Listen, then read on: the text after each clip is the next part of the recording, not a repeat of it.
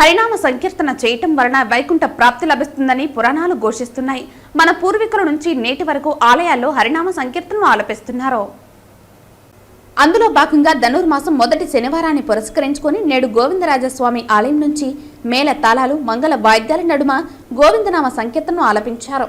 దాదాపు 100 మంది కళాకారులు ఈ భజన కార్యక్రమంలో పాల్గొని నగరానికి మరింత భక్తి శోభను తీసుకువచ్చారు. పవిత్రమైన తిరుపతి పుణ్యక్షేత్రంలో హరినామ సంకీర్తన కోటి జన్మల పుణ్యఫలాన్ని ఇస్తుందని భజన మండలి కళాకారులు గుండాల గోపీనాథ్ రెడ్డి అన్నారు. ఈ భజన కార్యక్రమంలో చంద్రబాబు నాయుడు, రాజశేఖర్ రెడ్డి, మోహన్ రెడ్డి, వాసుదేవ్ రెడ్డి, రామచంద్ర తదితర కళాకారులు భక్తులు పాల్గొన్నారు. ధనుర్మాసం అంటే ఒక ప్రత్యేకత ఉంది.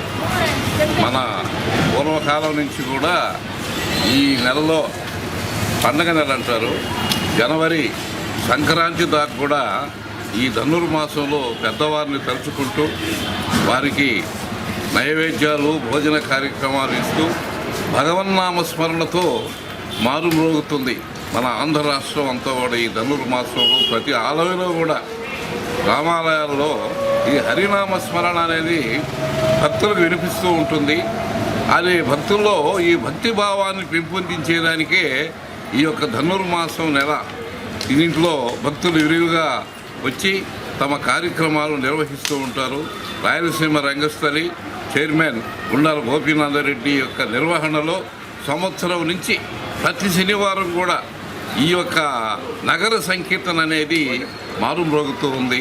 ముఖ్యంగా భక్తుల్లో ఈ మహాపుణ్యక్షేత్రం ఉన్నటువంటి తిరుపతిలో ఇచ్చేసే భక్తులకు కానివ్వండి, స్థానికులకు కావండి, వారందరికీ కూడా భక్తిభావాన్ని వారిలో నింపటానికి ఈ ధనుర్మాస భజన కార్యక్రమాలు గోపీనాథ్ రెడ్డి ఎంతో కష్టమైన నష్టమైన ఎంతో నిష్ఠగా ఈ జరిపిస్తున్నారంటే నిజంగా గర్వకారణం చెబుతున్నాం. భక్తులు ఎక్కువగా పాల్గొని ధనుర్మాసమును జయప్రదం చేయవలసిన కోరుతున్నాము.